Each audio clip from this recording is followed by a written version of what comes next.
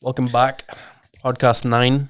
We're going to get into a lot of things as to why you're not making progress in the things that you're doing, whether it be training, lifestyle, more than likely training and nutrition and fitness. Yeah. This is the theme of our podcast. It's been a lovely 2 minutes since we've done the last 33 one. seconds since we completed podcast 8. Yeah, for anyone that doesn't know, we did 2 in the one sitting, so we should be nice and warmed up for this one.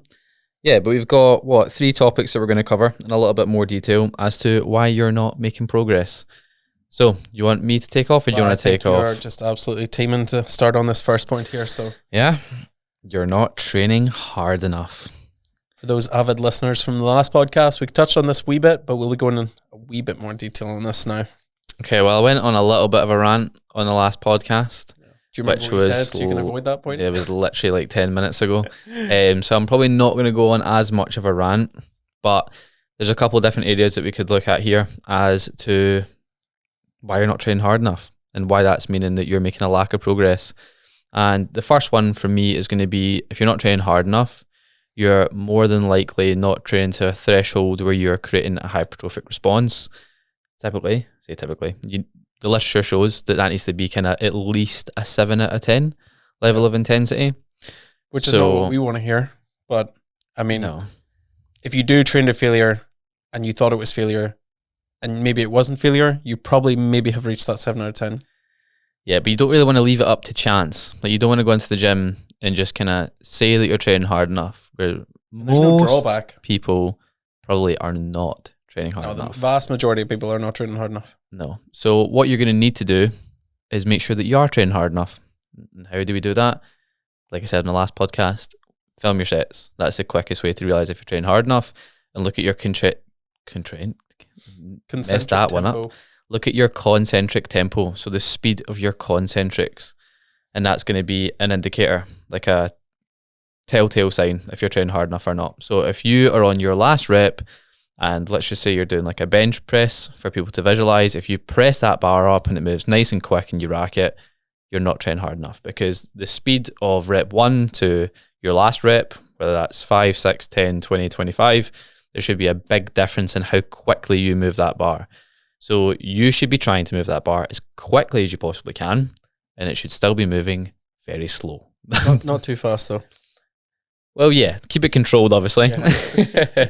But you should be involuntarily forced into moving that bar slowly. Yeah, you literally have no choice but to move it slowly. Yeah, main word being involuntary. Like, you should be trying to move that bar like your life depends on it, and it should be a struggle. Yeah. I had a client a few days ago, had the same issue. We were on the incline Smith on bench, and he's done 6 reps, and the last rep was rapid, and he wants to rack it. What on earth are you doing? Unrack that right now and do more reps. I think you've got 3 more reps.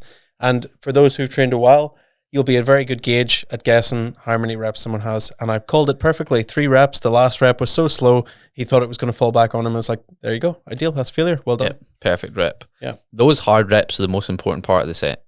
Yeah. Like, see if you're doing a set of, and it's like, let's just say 10 to 12. The last 4 to 5 really hard reps is like the important part of that set. The first couple of reps, where it's not that hard, aren't as important as the hard reps. So if you're going into a set and you're not training hard enough, and you're really realistically only getting like, not even 1 hard rep because you just call it quits at the end of your rep range, then you're not getting any effective reps. Like, you're not even getting 3, 4, 5 effective reps. You're not getting any at all. Discomfort's a good gauge as well. I mean, it should not be comfortable to perform your last rep. And I think a lot of people who go wrong with training to failure is down to the fact that discomfort's a part of it, but also if you think about how we train to failure, we are training to failure within the limits that we've set for form. So we're reaching a point of failure with the optimal form that we have. Some people will go to failure to the point where they're moving all bits of, for instance, for a bench press, that, their shoulders are no longer retracted. They're using their abs to crunch the bar up. That's a different form of failure. You have surpassed failure. And that's not somewhere that you should go too often, really. Yeah, so it's task failure versus like all out failure. Yeah. Like, the task is for you to complete the set with really good form to failure without your form breaking down. all out failure would just be like you're moving the weight from A to B, no matter what, like your life depends on it. A good analogy. Did you ever do the bleep test? Yep. Yeah. So if you remember, everyone I think's done the bleep test. When you do the bleep test, you start out, you're jogging at a very good pace, very good. When you come to the very end, is your form in the running the same? No, you're literally dragging yourself to the next line to meet the next beep. It is polar opposites. So what we're saying is at the stage where your form breaks down and you've hit the absolute failure to where you could keep good form, you have hit failure. Yep. Set's done. So how can that be a problem as well? Like that can be a problem because you're constantly going in and selling yourself short without realizing it. So even though you're going into your sessions and you're getting that feeling of you've trained hard, we've established that realistically you're not training hard enough. And if you do that every single time you go into the gym, you're just having these kind of mediocre sessions without actually realizing that you're having mediocre sessions. And then you're going to be really dissatisfied with the progress that you make in the gym. So the quicker you can get on that, the more progress you're going to make straight away. So like the quicker you can actually fix that. So the quicker you can look at your concentric tempo and your, you know, your rep speeds and stuff like that. And yeah, basically jump on that ASAP. The more room you have to progress and the quicker you're going to start actually making like true progress, if you want to put that in like quotation marks. Another thing to note is that if you live within the bounds that your coach sets, so the whole purpose of progressive overload is to get more reps than you did last week or more weight than you did last week with better form or whatever as your metrics of performance. It is very, very easy to get stuck in a rut where you are increasing things by 1 rep the following week. You've progressed, but you have not went to failure. So technically you are progressing and you will eventually hit your ceiling, but you should have hit that ceiling weeks ago. Yeah. So one thing that I notice sometimes is when a client has went up, 4+ reps on a movement in 1 week. Yeah. That is not a good sign usually. No. That is usually a sign that you weren't training hard enough the week before. You shouldn't really be exceeding something by that many reps unless either form broke down or you weren't training hard enough before. So, I mean, I've had sessions with clients and just training partners in general where 1 week they got like 10 reps for something. I train with them and make them go to trade failure. They get 18 reps and it's like, okay, this isn't the weight you should be doing. You should be doing like a weight that's a few kilos higher. And now you could do a set that you're going to fall and fail within the rep range that I've set. You would have heard this loads of times, but if any of the listeners have actually said this to themselves, then this is going to be really interesting because I get loads of messages, clients coming to me and saying, my session was okay this week. I only progressed my list by 1 rep. And I'll say, you know what? That's probably a really good sign. Because if you were progressing your sessions every week by 3, 4, 5 reps, I'd be asking you, what were you doing last week in last week's session? Were you sleeping for half of it? Because if you're only progressing by 1 rep, that quickly tells me that last week was really hard and this week was really hard. So therefore, you're probably falling in that threshold of actually training hard enough. If your intensity is high enough. Yeah. So, I mean, with that whole gist of training and getting your reps up each week, I would say there comes a point where your ability to perform further will come down to how much effort you're willing to apply. There does come a point where training does stall and you plateau on lifts, and the only way forward is either increases in body weight or intensity that you didn't have before. Yeah, so the previous point is probably worth me saying that's like if things are really well, yeah, you are training optimally. Yeah, we've already established that you've got good form and your intensity is pretty good.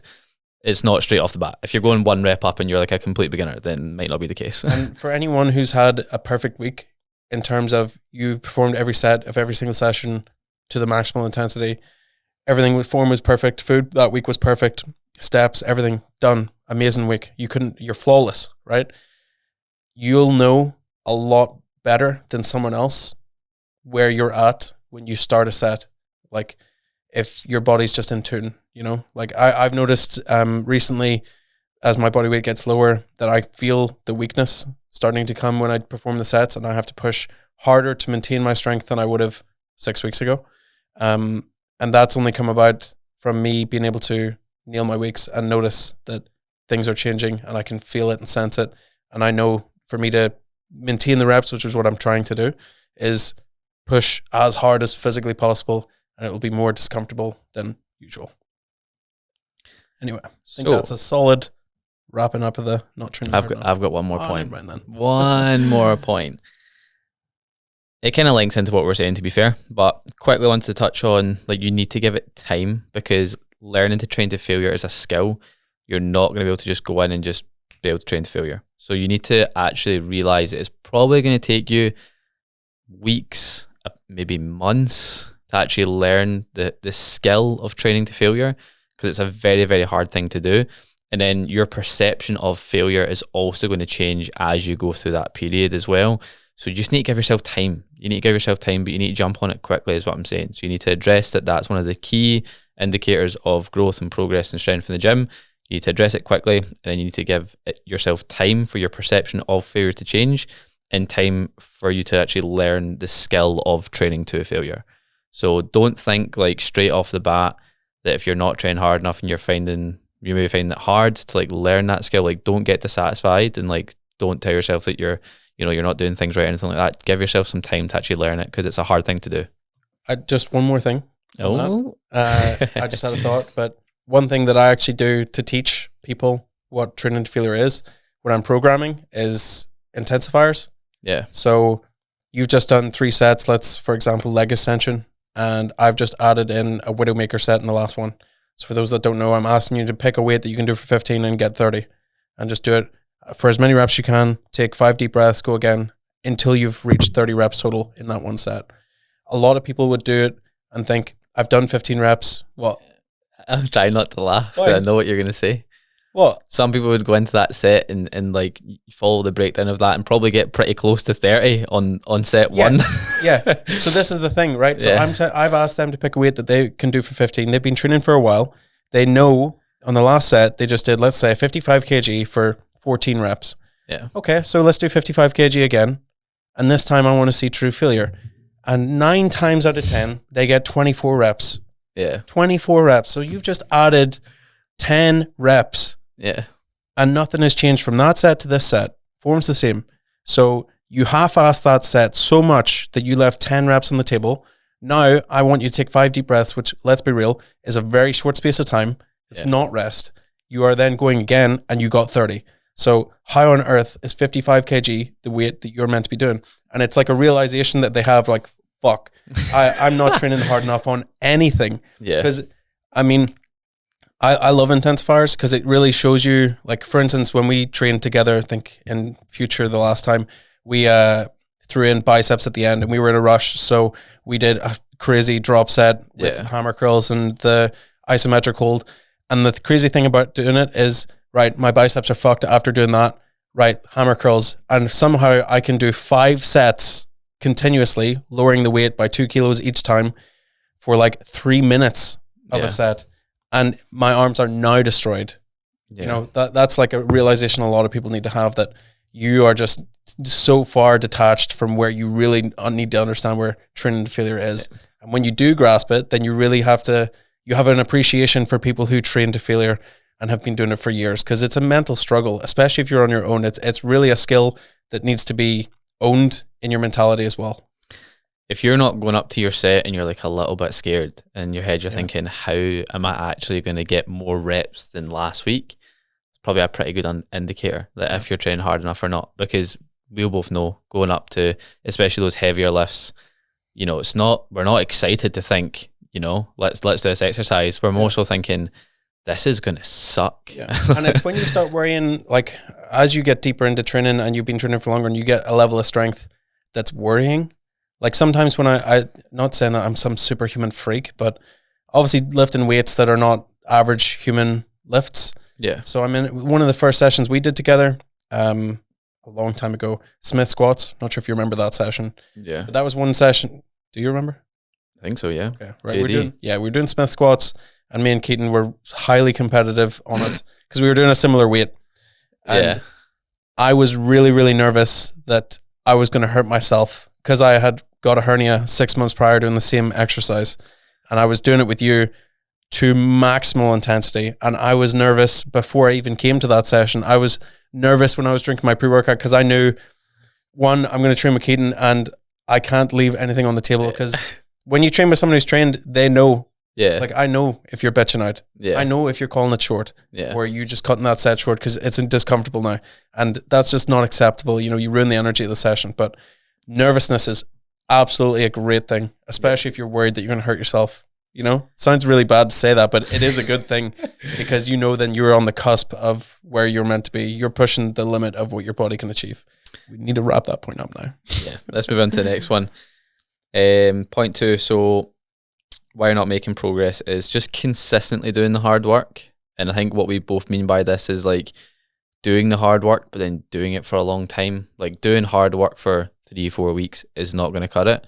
Doing like moderate work for 8-10 weeks is going to see some progress, but it's probably not going to be as quick as what you would like. You need to actually do hard work, and then you actually need to do that for a long period of time as well. And then you might still be dissatisfied with the progress that you make, if I'm being completely honest with you. But that's when you realize, okay, where I am now and where I want to be, maybe a little bit further away from each other than what I thought. And then you should be thinking, right, what do I need to do? I just need to do more of the hard work that I'm doing right now, and I just need to do it for longer. Yeah. I would also say your perception of time, oddball throw out there, but your perception of time can have a huge impact on how hard you think it's going to be to do something. So I'm sure the last cut that you did, obviously not the most recent one, but the one last year, I would say, how short does that feel in comparison to the one that you just did, even though they're probably the same length in time? Would you say the one last year felt shorter because it's in the past versus the one that you've just recently done? So you have a more mental gauge of how long that took? Yeah, because I can still like somewhat feel the pain from like the last one because I've just wrapped it up. What I'm trying to say is that it takes a long time to do it, but once you finish it, it doesn't seem that long. And the further away you get from doing something hard, the shorter and shorter you thought it took. And that can really mess with how hard you think something that you're going to do next is going to be. And that's where delayed gratification comes in. You need to understand that you're doing something that is going to take a long time, and you're going to have to make a lot of small achievements to get this big achievement. You're doing everything right. You're doing a great job, but you haven't done enough yet. You haven't done enough to gratify and really celebrate any achievement. Yes, you nailed your week. Well done. Nail it 18 weeks in a row. Now we can see a real comparison week 1 to week 18 of how much progress you've made, how big an improvement you've made in your physique, your mentality, everything. So I was actually I was watching a video the other day and someone was talking about this, and I thought it was quite interesting, and it was people don't fail in like months or weeks or days. People fail in seconds. So it's only a couple of seconds it takes you for your mindset to go to a place that's actually going to like activate that failure. So let's say you're trying to stay clean within your diet. It only takes a second, like a split second, for you to decide to go and binge, go and have an off-plan meal. So you need to really think about your mindset like across the day and try and just think about taking like one little step at a time. And I'm not saying break it down into seconds. I'm not saying analyze every second of the day. But having that realization. Do you think what you're getting onto is mental battles where these little, like obviously those seconds are made in the mind. So, yeah, you know, if I get the urge to binge eat, which I do get, I get it a lot. Yeah. But that's a mental thing, and I need to put that in its box fast. Yeah. So, right. Oh, look at this snack cupboard. It's full of great things right now. If I just had a few, that wouldn't be so bad. I could track it. That'd be fine. But in that split second, I'm like, well, I've got a meal right there. I could eat that meal. And you should be trying to shut down these like closed loops is what I would say. You know, that you've just opened a loop and you need to close it real fast before it ends into something else. Yeah, little mental battles across the day. When you get into stuff like that, you could also look at like your preparation and stuff like that. If you have a meal prep there, it's quite easy for you to close that loop quite quickly and go, well, I prepped this meal that I'm supposed to be having and it's sitting right in front of me so I can have it. Yeah. Let's say you didn't have that prepped meal there and there was nothing, and you maybe had to go and cook a meal and you know it was going to take you 45 minutes, but there's a snack in the cupboard and you can grab it in 2 seconds. And people love to take the path of least resistance. So, you know, if you do struggle with snacking and shit like that, you should be making effort to make the path of least resistance the healthiest option. So if you have a snack cupboard, get rid of it. Then your path to get a snack is to go to the shop. And that's a lot more mentally taxing, believe it or not, than making a meal sitting in your house. And that would compare you to someone that we talked about in the previous podcast, which a lot of people wouldn't think about, is that David Goggins, when he wants to go for a run in the morning, sometimes he spends 30 minutes staring at his shoes. Yeah. And you might look at his content and see his page and think he's just a warrior, never has any issues, just gets Never it done. struggles. Never struggles. But some mornings, almost every morning, he's sitting staring at his shoes for 30 minutes saying, I don't want to fucking put those on. I don't want to go for a run. And I think a lot of people really need to hear that and understand that everyone is the same. Nobody wants to do hard stuff, but when you've done it, you realize that there's no feeling like it. There's no satisfaction like doing something really hard for a long time and achieving a long-term goal. I think it's way better than anything that you could do in a short space of time. Oh yeah, 100% agree with that. Now, linking back to like the time aspect of things, this is an interesting point. Do you think people like me and you who push transformations online in, say, X amount of weeks are adding to that problem of people's perception of how great a result you can achieve in a certain time frame? I would and I wouldn't. It depends on what you're marketing. If I Okay. told you in 16 weeks I could put 10 kilos of muscle on you, that is bullshit. Yeah. Like, that's going to take years. Fact. But if I told you in 16 weeks I could get you from wherever you are now to a much, much leaner position, it's a fact. But that comes with a caveat that if you did what I told you to do Yeah. for 16 weeks, I could get you shredded depending on your starting position. If you are the average guy, 18% body fat, I could probably get you to a point where you are shredded within 16 weeks if you did exactly what I said. Yeah. But just because you've signed on with me and you're paying me each month does not mean you've guaranteed the result. A lot of people seem to miss that fact that, okay, I'm paying for the coach, I get the result. That's not how it works. I'm giving you the tools. I'm giving you the accountability. I'm giving you everything that you need to be able to achieve that goal, but I can't do it for you. Yeah, you can lead a horse to water, but you can't make it drink. Exactly. If I could do the work for my clients a lot of the time, I probably would. I say this on check-ins all the time. We get better Look, transformations. Yeah, look, I can't make you do your steps. I can't make you do your cardio because see, if I could, I would do it. But I think having that in the back of your mind, if you see a transformation, you think, God, that is impressive. How has he pulled that off in 10 weeks, 12 weeks, 16 weeks? It's because he's consistently done that hard work that maybe us or any other coach has told him to do.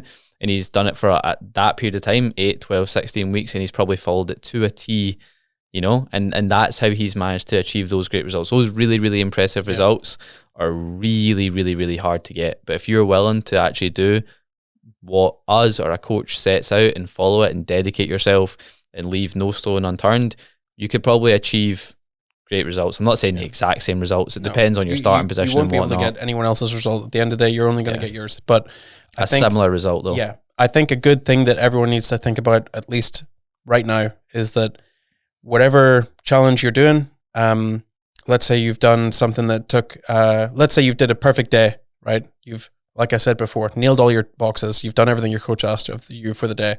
Everything is absolutely flawless.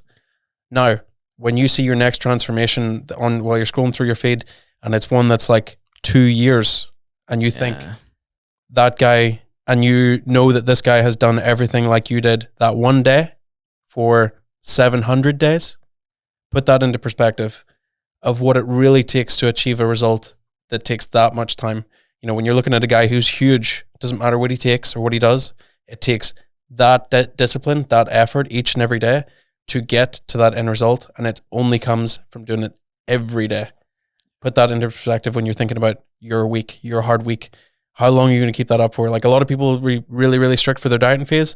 Then after, it falls to shit. They go back in the diet phase really, really strict, and they never get that strength and build up in the muscle. It's hard for us to sell a package that was 24 months. That would be 24-month package to get you huge. And I don't think a lot of people want to pay that up front, Nah, Klarna, I don't maybe? think so. But I think that's a good place to wrap it up and move on to our last point, because this is a pretty important one. And that's going to be your nutrition, and that your diet doesn't match your goals. Whether that be you're trying to lose fat, you're trying to fuel for performance, you're trying to build muscle, whatever it might be, your diet isn't matching up to your goals. So no matter how hard you work in the gym, you're not actually fueling yourself adequately, or not fueling yourself adequately if you're dieting, maybe. I think diet, as much as we've talked about everything else, we've spent the whole podcast talking about the other things, but to me, diet is the single most important thing for changing your physique. It doesn't matter, You could train like a wuss, you know, you could train like pish. If your diet's perfect, you're going to make some crazy results. It does not matter. Obviously, it would really help if you trained hard and you did everything else right. But if you only had one thing to like really dial down, diet is going to make the biggest impact on how you look and how you feel and how you perform. You know, that's one thing that you just, it's literally like the foundation to whatever you're trying to do. Yeah, especially if you're in like a fat loss or a weight loss journey, you don't even have to go to the gym. Yeah, if you follow your diet, you're going to make amazing results. You're going to see weight fall off, and that is with no cardio, no training, no steps. Yeah. If you just follow your calorie deficit, you will get lean eventually. Yeah. And same for if you're trying to gain muscle, you do need to train, but you need to eat properly to get to the position that you want to be. And if you want to do it slowly and maintain a decent look and not just turn into a big wheel, you're going to have to eat slowly, increments up, and of the right foods, the right sources, things that aren't going to bloat you, and foods that are really good for you. And that is different for everybody. So and then you can dive into pre-workout nutrition, you can dive into post-workout nutrition. There's so much that you can go, and there's many facets, but I don't think it needs to be that complicated when it comes to nutrition. If you're just eating well and you're tracking it perfectly, flawlessly, you know, you're not weighing it out and you're taking a few scoops out the jar for your mouth and then you're just weighing everything else, you know. Well, that leads into the point of tracking lightly. Yeah. You want to touch on this? Like your version of tracking and, you know, an accurate version of tracking might not align. I had a chat with one of my clients recently about this because it was happening for them. You know, they're telling me, I seen in their log 1 chicken breast, and I was like, right, how big was it? You know, how big was the chicken? Yeah. How do you know that 1 chicken breast is like, that's not a standardized measure to weigh something by. So if you, like when I track food, if it's 101 grams, 101 grams gets put in to my tracker. And if you're eating perfectly on plan, show me. Yeah. Show me. You know, eating other shit on the side and just saying, well, I eat all my meals that I was meant to eat. That's not the same as eating a little snack on the side as well, because that wasn't tracked. The quickest thing you can do in order to realize how much your tracking might be off is just to weigh everything, not all the time, even for a couple of days. If you don't have a set of food scales and you're really serious about either putting on muscle or losing fat, you're going to need to go and grab some. Like you're going to need to go and grab some, and you're going to need to start weighing your food. Even things like protein shakes, just taking a scoop out. Yeah. That could be 34 grams. Could be 40 grams. Could be 30 grams. So every time you're having that protein shake and you think you're getting 22 grams of protein, you're not. And imagine that across every single meal. Yeah. One ingredient from each meal for the whole day is slightly off. You could be way off on your food. You could be 300 to 500 calories off where you're meant to be, and that could make or break the difference when you're in a gaining phase or a dieting phase. If you're 500 calories above where you're meant to be for the day and you don't lose weight and you think, but I ate everything that you told me to eat, but you didn't eat the measurements I told you to eat, what do you want me to do? You know, it's not perfect. It needs to be perfect. And yes, the weighing can be a challenge, and it can be annoying and it's tedious, but you only need to do it for about a week. So let's say you have a meal plan, and people might be listening to thinking, oh, a meal plan, I don't want to follow a meal plan. If you've got a good meal plan, you should be looking forward to it, right? That's our job. We make your meal plan something that you actually enjoy. So when each meal rolls around, you think, you know what? I'm actually looking forward to this meal. So if you just weigh your foods, let's say for 1 week, and then you prep your food for the meal plan at the start of every single week, doing the exact same thing you've done before, you should realistically only have to weigh your food maybe once across the week, and then you prep the rest of the week, or maybe once across. You weigh all your food on Monday and you prep Monday to Wednesday, and then you weigh your food again on Wednesday, and then you prep Wednesday to Sunday. You don't have to sit and weigh out every single ingredient, every single meal, every single day. Meal plans take out a lot of the guesswork. Yeah, you just follow it. If you're eating, if it fits your macros, it's more of a challenge, because you might be thinking, right, I'm going to have pasta now.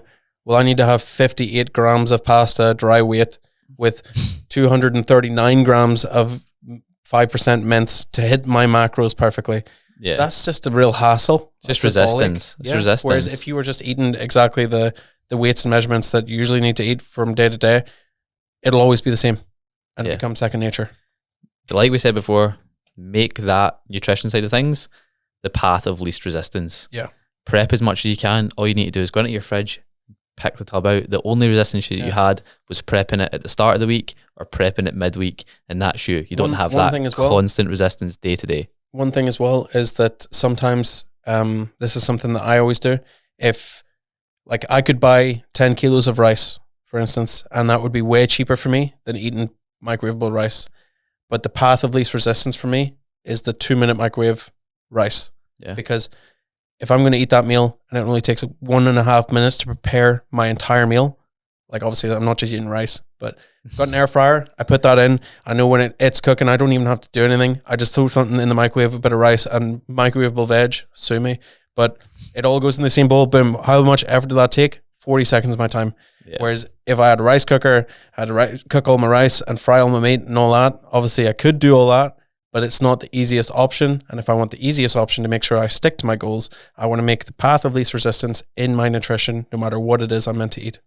Yeah, you need to strike that balance of the easiest option with something that you enjoy and something that you know you can stick to. Yeah. And then if you've got that combination, you're on to a winner. If you always cook chicken and it's bolic and it takes you forever, it is a bit more expensive to buy pre-cooked chicken. But if that's what it's going to take for you to eat your meals consistently, buy the pre-cooked chicken. Because how much times have you threw that the raw chicken in the bin because it's went off because you never bothered your hole to go and cook it? Exactly. I'm sure a lot of people have done that many, many times. So there you go. And I think that's a pretty good place to wrap it up. So all vented and angry now, raging. We got a couple of rants off our chest today. We sure did. Last episode and this episode. But hopefully that made for some entertaining listening at your end. Again, guys, please recommend, drop us a wee question or a rating or subscribe on Spotify and all that jazz, and share with your friends and all that good stuff. And we will see you in the next one. Right. See you then. Thank you. Bye-bye.